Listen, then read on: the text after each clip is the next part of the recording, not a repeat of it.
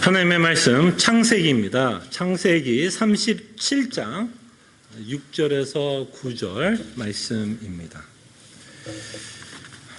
창세기 37장 6절에서 9절.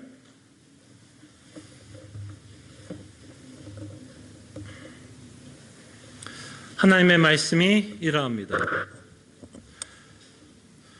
요셉이 그들에게 이르되 청하건대 내가 꾼 꿈을 들으시오. 우리가 밭에서 곡식단을 묶더니 내 단을 일어서고 당신들의 단은 내 단을 둘러서서 절하더이다. 그의 형들이 그에게 이르되 네가 참으로 우리의 왕이 되겠느냐, 참으로 우리를 다스리게 되겠느냐 하고 그의 꿈과 그의 말로 말미암아 그를 더욱 미워하더니 요셉이 다시 꿈을 꾸고 그의 형들에게 말하여 이르되 내가 또 꿈을 꾼즉 해와 달과 11별이 내게 절하더이다 하리라. 아멘.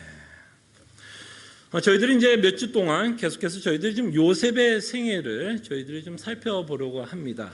요셉은 참 다양한 주제를 갖고 있었다라고 여러분들에게 말씀을 드렸습니다. 그 중에 가장 중요한 주제가 있다면 요셉의 생애를 통해서 하나님의 계획이 드러나고 있다는 것을 보게 됩니다. 하나님이 도대체 어떤 계획을 갖고 있으며 그가 무엇을 이루려고 하고 그가 갖고 있던 계획이 궁극적으로 어떻게 이루어지려고 하는지를 저희들이 요셉의 생애를 통해서 바라보려고 합니다. 우리의 관심은 요셉이 어떻게 총리가 되었는지에 대한 관심이 아니라 우리의 관심은 하나님의 계획이 요셉의 생애를 통해서 어떤 과정을 겪고 있는지 하나님의 주권과 섭리에 더 관심을 갖고 요셉의 스토리를 저희들이 보겠습니다. 자, 오늘 말씀은 우리가 잘 아는 것처럼 요셉의 인생이 꼬이기 시작하는 사건을 기록하고 있습니다. 요셉의 인생은 참 꼬인 인생을 살았습니다. 아마 성경에 여러분들이 읽어본 수많은 인물 가운데 예수님을 제외하고 아마 가장 우여곡절이 심했던 인물 중 하나를 뽑으라면 아마 요셉을 충분히 뽑을 수 있지 않나 생각을 해봅니다. 믿음의 사람이었던 요셉은 인생을 살아갔을 때 참 많은 고난 앞에 서 있었고 위기와 위험이 있었고 참 힘든 삶을 살아왔다라는 것을 저희들이 보게 됩니다. 근데 그 힘든 삶을 살아가게끔 된 사건이 그 시작점이 오늘 저희들이 좀 살펴보려고 하는 내용입니다. 그때 요셉은 꿈을 꾸었습니다. 하나님께서 특별히 요셉에게 꿈으로 계시하시고 하나님이 요셉을 통해서 어떤 계획을 갖고 있었는지를 이렇게 말씀합니다. 6절과 7절을 한번 볼게요. 요셉이 그들에게 이르되 청하건대 내가 꾼 꿈을 들으시오 하면서 자신이 꿈꾸었던 그 내용을 형들과 쉐어합니다. 참 눈치가 없는 동생이었죠. 그렇게 계속해서 형들로부터 질투와 시기를 받았더라면 이런 꿈을 꾸면 대체로 우리는 어떻게 하죠? 그냥 속으로만 갖고 있어야 되는데 요셉은 참 눈치가 없었던 아이였는지 하나님이 자신에게 준 꿈을 형들에게 시야를 하면서 내 꿈을 들으라고 말씀을 합니다. 그때 그 꿈의 내용이 이제 7절에 기록됐는데요. 우리가 밭에서 곡식단을 묶더니 내 단을 일어서고 당신들의 단은 내 단을 둘러서서 절하더이다. 예. 자, 그럴 때 이 형들은 요셉이 꿈꾼 내용을 정확하게 이해를 했어요. 그때 형들은 해몽을 합니다. 그 꿈의 내용이 어떤 내용을 갖고 있었는지를 해몽을 합니다. 8절에 보면 그의 형들이 그에게 이르되 네가 참으로 우리의 왕이 되겠느냐. 그럴 때 이 요셉이 꿨던 꿈의 내용이 뭐예요? 형들이 자신 앞에 그러니까 요셉 앞에 절을 하겠다라는 거죠. 그럴 때 우리는 이미 스토리를 알고 있습니다. 이제 총리가 될 거에 대한 어떤 하나님의 어떤 섭리가 있다라는 것을 우리는 이미 이 내용을 통해서 보게 됩니다. 그 일로 인해서 이들은 요셉을 더 미워하게 되는 것을 저희들이 보게 됩니다. 그리고 이것은 단 한 번만 꿈꾼 게 아니라 계속해서 이 꿈을 꿨던 것 같아요. 그래서 9절에 보면 요셉이 다시 꿈을 꾸고, 그죠? 같은 내용의 꿈을 꾸었다는 것을 우리가 보게 됩니다. 9절에 보면 요셉이 다시 꿈을 꾸고 그의 형들에게 말하여 이르되, 또 같은 내용의 꿈이라는 것을 알게 되죠. 내가 또 꿈을 꾼즉 해와 달과 열한 별이 내게 절하더이다 하니라. 11별은 누구를 뜻하는 걸까요? 자신의 형제들을, 자신을 제외한 11명이 남잖아요. 11명의 형제가 자신에게 절을 할 것을 말씀하고 있는 내용을 저희들이 보게 됩니다. 자, 근데 저희들이 좀 더 관심을 갖고 싶은 건 이것이 하나님이 요셉에게만 준 하나님의 계획이었는가를 저희들이 좀 생각해 봤으면 합니다. 사실은 이 하나님이 요셉에게 준 이 꿈, 이 계획은 요셉에게만 준 단회적인 꿈이 아니었어요. 이미 이 꿈은 자신의 아버지에게도 하나님이 주셨던 내용이라는 것을 저희들이 보게 됩니다. 자, 한번 이제 창세기를 보겠습니다. 이제 주보를 보세요. 창세기 27장 28절에서 30절 내용에 보면 요셉에게 약속한 그 사건이 하나님이 야곱에게도 약속하고 있는 내용이라는 것을 보게 됩니다. 그럼 지금 우리가 좀 관심을 갖고 싶은 건 뭐냐면, 하나님이 요셉에게 약속한 것은 다만 요셉에게만 이루려고 하는 그 내용을 기록하고 있지 않다라는 거예요.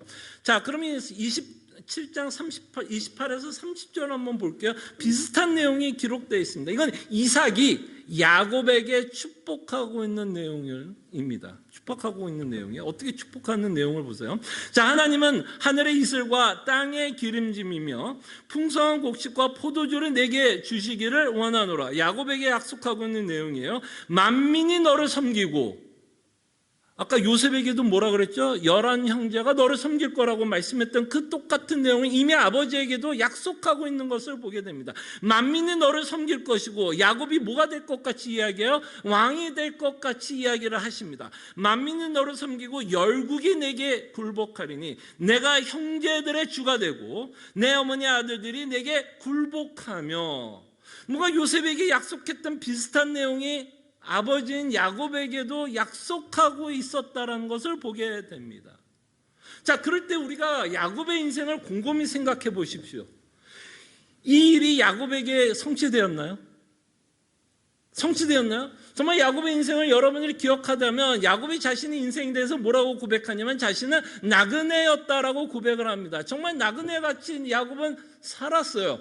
그런 면에서 하나님이 약속했던 이 야곱에게 약속했던 이 내용은 사실은 누구에게서 성취가 되냐면 그의 아들 요셉을 통해서 성취되고 있는 것을 보게 됩니다. 분명히 하나님은 야곱에게 약속을 했는데 그 약속의 성취는 야곱이 아니라 요셉이라는 사실을 보게 됩니다.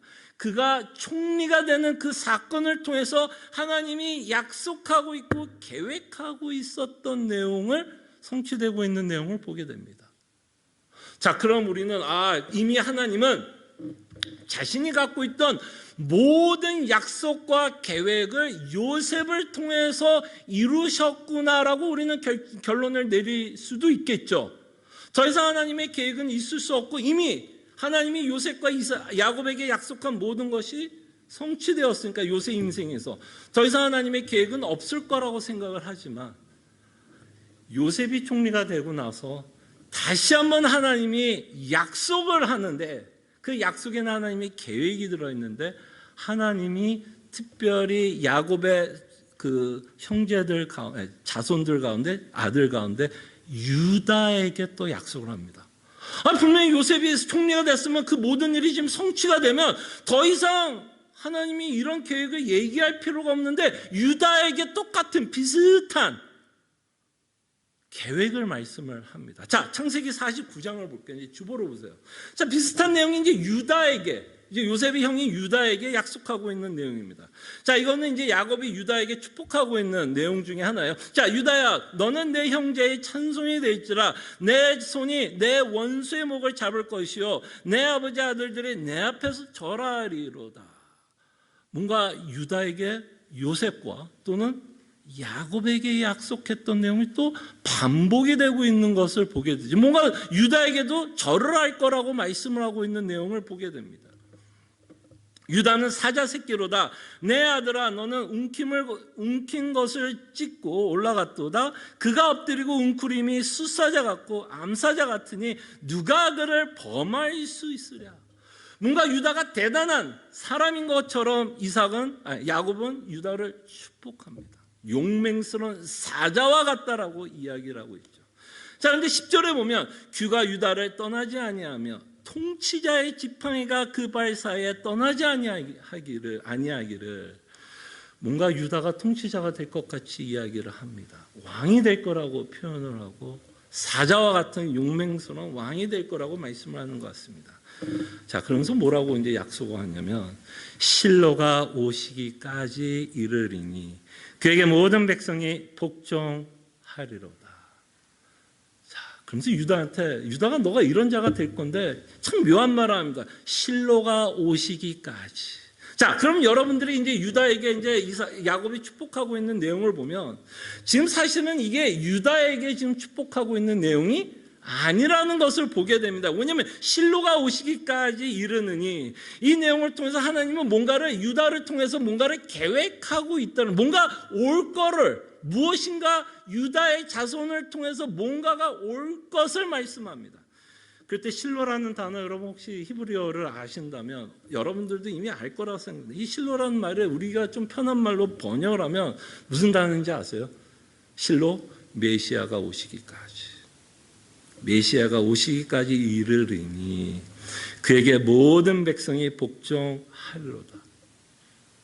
그래서 사실은 마치 하나님이 요셉을 통해서 총리가 돼서 그의 계획이, 하나님의 계획이 완성된 것처럼 우리에게 보일 수 있으나 이 요셉이 총리가 된 사건도 사실은 하나님이 갖고 있었던 궁극적인 계획의 완성이 아니다라는 것을 우리가 보게 됩니다. 무슨 말인지 알겠죠? 예. 그래서 유다의 사건을 통해서 뭔가 먼 훗날 어떤 일이 벌어질 거에 대한 하나님의 계획이 나타나고 있는 것을 보게 됩니다. 그때 이미 우리는 이 실로가 오시기까지 이르르니 그에게 모든 백성이 복종하리로다 했을 때 그 실로가 누구인지를 우리는 이미 알고 있습니다. 그때 하나님이 이 이삭과 야곱과 요셉, 더 나아가선 그들의 조상인 아브라함을 통해서 그들에게 하나님이 끊임없이 약속하고 성취되지만 그 성취가 궁극적인 성취가 아니라는 것을 우리가 깨달았으면 좋겠어요. 하나님이 이삭을 줬어요, 안 줬어요? 아들을 줬어요, 안 줬어요? 그러면 우리는 궁극적으로 하나님이 아브라함에게 약속한 자녀를 줬다라고 생각할 수 있지만 사실 하나님이 이삭을 준 그 사건은 하나님이 갖고 있었던 궁극적인 계획의 성취가 아니었다라는 것을 보셨으면 합니다. 그때 하나님은 이 아브라함과 그의 후손들을 통해서 그가 갖고 있는 뭐를 보여주는 것 같아요? 계획을 우리에게 말씀하고 있습니다. 특별히 누구를 계획하고 있는 모습을 보게 되죠. 메시아이신 예수 그리스도, 유다의 족보를 통해서 예수님이 태어나고 유다가 왕의 족보를 갖고 있는 것처럼 예수님이 왕의 직분자로서 그가 우리의 참 왕이시다라는 것을 우리는 알게 되고 우리는 그에게 지금 뭐 하면서 살고 있죠? 하나님이 유다에게 약속한 것처럼 그 실로에게, 그 메시아에게 복종하면서 살아간다라고 하는 그 계획이 그리스도로 말미암아 성취, 궁극적인 성취라는 것을 저희들이 보게 됩니다. 이 사실을 사도 바울이 굉장히 명확하게 설명하고 있는 내용을 저희들이 보게 됩니다. 갈라디아서 3장 16절에 보면 이제 창세기 49장 바로 앞 뒷절이죠. 제 주보를 보시면 됩니다. 갈라디아서 3장 16절에 보면 사도 바울이 아브라함의 사건들을 어떻게 성령 하나님 가운데서 재해석하고 있는지를 보게 되죠. 이 약속들은 아브라함과 그 자손에게 말씀하신 것인데 그 약속의 내용이 뭐예요? 여럿을 가리켜 그 자손들이라 하지 아니하시고 오직 한 사람을 가리켜 내 자손이라 하였으니 곧 그리스도라. 그래서 우리는 요셉의 스토리를 통해서 우리가 반드시 알아야 되는 것 중에 하나는 하나님은 요셉의 사건을 통해서 누구를 준비하고 있냐면 사실은 메시아를 준비하는 스토리입니다. 그러니까 총리가 되었다는 게 중요한 게 아니라, 물론 총리가 되었다는 것 통해서도 우리에게 메시지가 분명히 없는 건 아니지만 그 요셉 모든 생애를 통해서 하나님의 궁극적으로 우리에게 보여주고 싶은 내용이 있다면 하나님의 계획이에요. 이 하나님의 계획에 대해서 하나님이 요셉을 통해서 우리에게 말씀하고 있다는 것을 기억해 주셨으면 합니다. 그때 여러분, 우리가 왜 이 하나님의 계획에 대해서 관심을 가져야 되는지를 저희들이 생각해 봤으면 합니다. 이 하나님의 계획을 우리가 바라봤을 때 정말 우리의 가슴이 쿵쾅쿵쾅 뛰어야 돼요. 여러분 어떠세요? 지금 제가 여러분들에게 요셉의 스토리를 통해서 그가 하나님이 갖고 있었던 꿈의 이야기를 하면서 정말 그가 예수 그리스도를 모형으로 우리에게 그 하나님의 계획을 우리에게 설명하고 있다라고 그러면 우리의 가슴이 뛰어요? 뜁니까? 아니면 너무 복잡해. 뭐 이렇게 복잡하게 예수님 믿어야 돼? 라는 생각이 앞서갑니까? 네, 여러분, 제가 지난주에도 말씀을 드렸지만 사실 요셉의 스토리가, 그죠? 요셉의 스토리가 예수님의 모형을 우리에게 보여주고 있다면 이 요셉의 스토리는 우리에게 복음을 전합니다. 복음을 전해요. 그리고 여러분, 이거를 우리가 생각해 봤으면 합니다. 정말 우리가 받은 구원에 대해서 감사하고 그 우리가 받은 구원 때문에 하나님께 찬송과 영광을 우리가 돌리고 살아간다면 우리는 우리를 구원하시기 위한 하나님의 계획에 대해서도 관심을 가져야 되지 않을까요? 어떠십니까, 여러분? 여러분과 제가 받은 구원에 대한 감사와 감격이 있고 그를 향한 찬양과 찬송이 나온다면 이 요셉의 스토리는요, 무슨 스토리인 줄 아세요? 예수 그리스도를 준비하는 스토리뿐만 아니라 하나님이 여러분과 저를 구원하시기 위한 하나님의 열심이 들어있는 스토리입니다.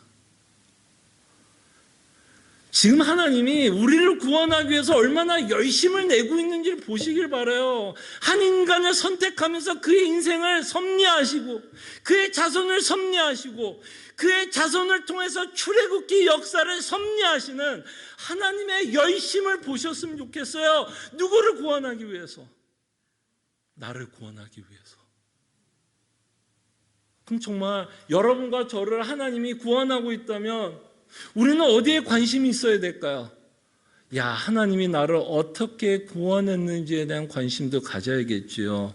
예수 그리스도가 누구시고 예수 그리스도께서 십자가에서 무엇을 했는지에 대한 관심도 가져야겠지만 과연 그 그리스도가 어떻게 이 세상에 오게 되었는지에 대한 하나님의 계획도 우리가 관심을 갖는 게 당연하지 않을까요? 우리는 구약을 통해서 정말 하나님의 신실하심과 성실하심을 저희들이 보게 됩니다. 그때 여러분, 저는 여러분들에게 역으로 이야기하고 싶습니다. 만약에 우리가 하나님에 대한 계획에 관심이 없다면 왜 우리가 요셉의 스토리 왜 배워야 돼? 라고 왜 저 목사가 저렇게 하나님의 계획에 대해서 소리를 지르고 있는지에 대해서 왜 내가 관심을 가져야 되냐라고 여러분들이 생각을 한다면 저는 이렇게 여러분들에게 도전하고 싶어요. 우리가 받은 구원에 대한 감사함이 없기 때문에 우리가 받은 구원에 대한 감사함이 없기 때문에 하나님에 대한 계획에도 관심이 없다. 정말 우리가 어떻게 구원을 받았는지 알고 있다면 우리는 당연히 무엇에 대해서 관심이 있을 수밖에 없냐면 하나님이 무슨 생각을 하면서 하셨는지, 어떤 계획을 갖고 하셨는지, 하나님이 어떤 계획을 어떤 식으로 성취하시려고 했는지에 대한 관심을 저는 가질 수밖에 없다라고 생각합니다. 왜? 이 구약의 스토리는요, 여러분들을 구원하시기 위한 하나님의 열심이 기록된 책입니다. 무슨 얘기인지 아시겠어요? 이거는 예수 그리스도를 모형과 예표로만 보여주는 게 아니라 여러분과 저를 구원하기 위한 하나님의 열심이 기록된 책이 구약이에요. 그리고 우리는 그 구약을 통해서 하나님의 계획을 저희들이 보게 됩니다. 그럴 때 다시 한번 우리가 좀 고민했으면 합니다. 하나님에 대한 계획에 관심이 없다면, 어쩌면 우리가 받은 구원에도 관심이 없어서, 구약을 통해서 하나님께서 우리에게 주신 계획에도 관심이 없을 수 있다라는 겁니다. 자, 근데 저는 이거를 묵상하면서 저는 이런 생각을 또 해봤어요. 왜 우리가 관심이 없을까? 왜 우리는 하나님의 계획에 대해서 관심이 없을까? 라고 생각해 봤을 때 만약에 우리가 관심이 없다면 우리가 갖고 있는 욕심 때문에 하나님의 계획에 관심이 없을 수 있습니다. 자, 제가 왜 이렇게 표현하냐면 우리의 욕심은 끊임없이 누구 중심적으로 생각하게 되냐면 내 중심적으로 생각하게 돼요. 내 욕심은 뭐든지 내 중심적으로 생각하게 되고 욕심은 끊임없이 나를 이기적인 사람으로 만들어갑니다.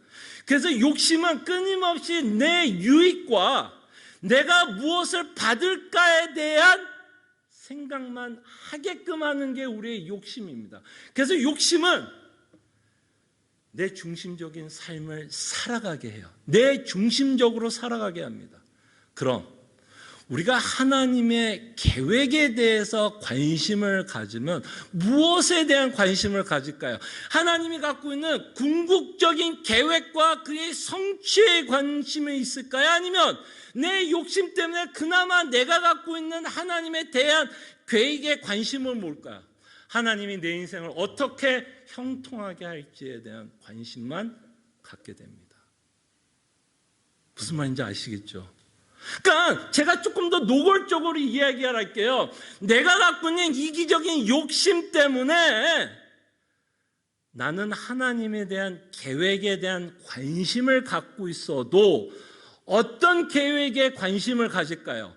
하나님이 나에 대해서 어떤 계획을 갖고 있는지, 어떤 wonderful plan을 갖고 있는지에 대한 관심을 갖게 됩니다. 그러다 보면 내가 갖고 있는 욕심 때문에 하나님이 갖고 있는 궁극적인 계획에 관심이 없을 수 있습니다. 결국에는 그래서 나에게 어떤 유익이 있느냐라는 식으로 우리는 하나님께 되묻게 된다면 결국에는 내가 갖고 있는 이기적인 마음 때문에 하나님이 갖고 있는 계획의 관심보다는 내 이기적인 계획에 더 많은 관심을 갖고, 과연 하나님은 내가 갖고 있는 이 땅의 계획에 대해서 어떻게 이루실까에 대한 관심을 갖고, 합력하여 선을 이루신다라는 그 구절도 결국에는 다 어떻게 이해해? 우리의 욕심으로 인해서 내가 원하는 대로 해석되고, 하나님은 결국 합력하여 선을 이루신다면 결국 내가 원하는 것을 하나님이 다 이루어 주시겠다라고 믿고 저희들은 그 구절에 아멘할 수도 있다는 겁니다. 그때 여러분들에게 제가 누누이 말씀을 드리는 것처럼 욕심이 무서운 건, 여러분과 제가 갖고 있는 욕심의 무서운 건 예수 그리스도의 복음을 믿는데 최고의 적이기 때문이에요. 최고의 방해가 되고 있기 때문에 결국에는 그 욕심 때문에 그리스도께서 복음을 통해서 구원을 통해서 그 즐거움과 기쁨과 위로와 소망도 누리지 못하고요. 결국에는 그 욕심 때문에 우리는 하나님에 대한 계획 관심보다는 언제나 내 계획에만 더 관심을 갖고 하나님이 내 계획을 어떤 식으로 성취해 나갈까에 대한 관심을 갖고 기도를 할 때도 결국에는 내가 갖고 있는 욕심과 내가 갖고 있는 계획 때문에 하나님께 기도할 때도 많은 경우에는 내가 갖고 있는 욕심과 내가 갖고 있는 이기적인 생각을 가지고 하나님께 기도할 때가 참 많다라는 것을 여러분들의 이야기가 아닌 제 삶에서 많이 발견되게 됩니다.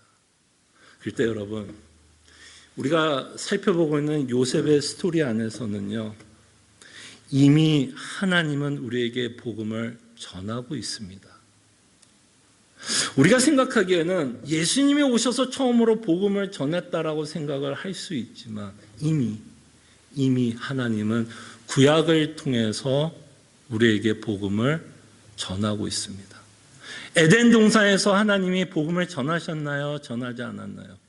에덴 동산에서 아담과 하와가 죄를 지을 때도 여자의 후손을 통해서 그 후손이 뱀의 머리를 칠 것이고, 물론 그 과정 가운데서 뱀이 그 후손의 발목을 칠 거라고 이야기는 하고 있지만 그 내용을 통해서 우리는 복음을 보게 됩니다. 예수 그리스도를 준비하고 있는 내용이지만 그 내용을 통해서 우리는 예수 그리스도께서 여자의 후손으로 인간의 몸으로 이 땅에 오셔서 죄를, 사망을, 사탄을 이기실 것을 이미 에덴 동산에서 하나님은 우리에게 복음을 전하십니다. 그리고 하나님이 이 계획을 갖고 있었기 때문에, 그죠? 하나님이 이 계획을 갖고 있었기 때문에 여러분과 제가 구원을 받습니다. 무슨 얘기인지 아시겠죠? 하나님이 아브라함에게 약속하지 않았다면 여러분과 저에게는 구원이 없어요. 하나님이 아브라함에게 약속했던 그 계획 때문에, 하나님이 약속을 했기 때문에 우리에게 구원을 베푸시고 있는 것을 저희들이 보게 됩니다. 그래서 우리는 이 내용을 살펴보면 사도 바울과 같이 고백할 것이라고 저는 생각이 됩니다. 에베소서 1장 4절을 보면 사도 바울이 이렇게 고백합니다. 곧 창세전의 그리스도 안에서. 자, 이거는 뭐예요? 지금 사도 바울은 구약보다 더 뒤로 가는 거죠. 구약의 천지를 창조했던 그 사건보다 더 뒤로 가서 하나님의 계획을 우리에게 말씀하고 있는 거예요. 그럼 그 구약에 있었던 수많은 사건들이 이미 언제 계획이 있었어요? 창세전에. 이미 창세전에 하나님은 어떤 계획을 갖고 있었어요? 곧 창세전에 그리스도 안에서. 그 계획이 구체적으로 구약의 이런저런 사건을 통해서, 요셉의 사건을 통해서 그리스도가 나타나게 됩니다. 그리고 그 그리스도가 나타남으로써 우리에게 복음을 전하게 되는 것이죠. 그래서 그 창세전에 그리스도 안에서 우리를 택하사 우리로 사랑 안에서 그 앞에 거룩하고 흠이 없게 하시려고 하는 하나님의 원대한 계획을 저희들이 보게 됩니다. 그럴 때 여러분과 함께 이제 앞으로 몇 주 동안 이제 요셉의 내용을 봤을 때 이제 하나님이 이제 뭘 하시려고 하신지 아십니까? 요셉의 인생을 통해서 하나님이 이제 뭘 하려고 그러면 그의 고난이 갖고 있는 의미를 우리가 이제 앞으로 생각할 거예요. 그의 고난의 의미를 생각하면서 하나님은 여러분들이 갖고 있는 욕심을 깨부실 겁니다. 이상하죠? 인간은요, 그냥 하나님 앞에서 하나님 제 욕심 버립니다 해서 버려지지가 않아요. 욕심은요. 그렇게 쉽게 버려지는 게 아니에요. 그 욕심은 유일하게 버리게 하는 하나님의 수단이 뭔지 아십니까? 고난이에요. 고난만이 여러분들의 욕심을 꺾습니다. 그때 요셉의 인생을 통해서 우리는 요셉이 당했던 고난을 통해서 하나님이 그 인생을 어떻게 변화시키고 또 그 인생을 통해서 하나님이 여러분들의 욕심을 어떻게 꺾으시는지를 보게 될 것이고, 또 하나 중요한 주제는 이 요셉의 인생을 통해서 형통이라는 단어가 나옵니다. 형통했다고 표현을 해요. 근데 요셉이 형통했다라고 했을 때 요셉이 어느 때 형통이라는 단어를 하나님이 쓰신지 아십니까? 감옥에 고난 가운데 있을 때 요셉이 형통했다라고 말씀을 합니다. 이 말은 뭐냐면 여러분과 제가 갖고 있는 복의 개념이 요셉의 사건을 통해서 변화 받으셔야 돼요. 우리가 생각하는 형통과 성경에서 생각하는 형통은 아주 다릅니다. 그 내용을 저희들이 앞으로 요셉의 내용을 통해서 살펴보겠습니다. 기도합니다. 이 시간에 우리가